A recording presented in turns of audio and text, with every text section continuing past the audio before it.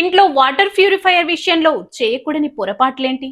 ఆరోగ్యం కోసం మనం కొనే వాటర్ ప్యూరిఫైయర్ మన అజ్ఞానం, తెలివి తక్కువతనం వల్ల అనారోగ్యానికి కారణమవుతుంది.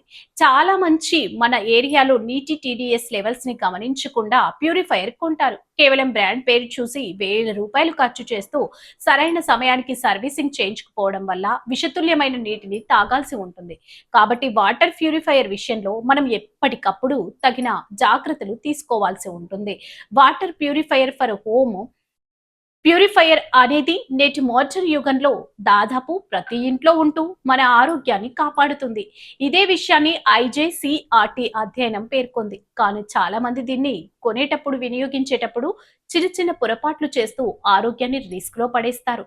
కేవలం ధరను చూసో లేదా ఆకర్షణీయమైన ప్రకటనను చూసో మనం ప్యూరిఫైయర్ ని ఎంపిక చేసుకోకూడదు. మన ప్రాంతంలో నీటి నాణ్యత, టీడీఎస్ లెవెల్స్ తెలియకుండా ఎంపిక చేసుకోవడం వల్ల లాభం కంటే నష్టమే ఎక్కువ. అలాగే సరైన సమయంలో ఫిల్టర్లు మార్చకపోవడం వల్ల శుద్ధి చేసిన నీళ్లు కూడా కలుషితమయ్యే ప్రమాదం ఉంది. ఇక స్టోరేజ్ ట్యాంక్ నెలకు ఒకసారైనా శుభ్రం చేయకపోవడం వల్ల కూడా నష్టం జరుగుతుంది. ప్యూరిఫైయర్ అనారోగ్యానికి కారణం కాకూడదంటే ఎలాంటి జాగ్రత్తలు తీసుకోవాలో తెలుసుకుందాం. సర్వీసింగ్ నిర్లక్ష్యం చేయొద్దు. మనం బాగా గమనిస్తే చాలా మంది వాటర్ ప్యూరిఫైయర్ ఆగిపోయే వరకు దాని జోలికెళ్లరు. ఇది చాలా పెద్ద తప్పు.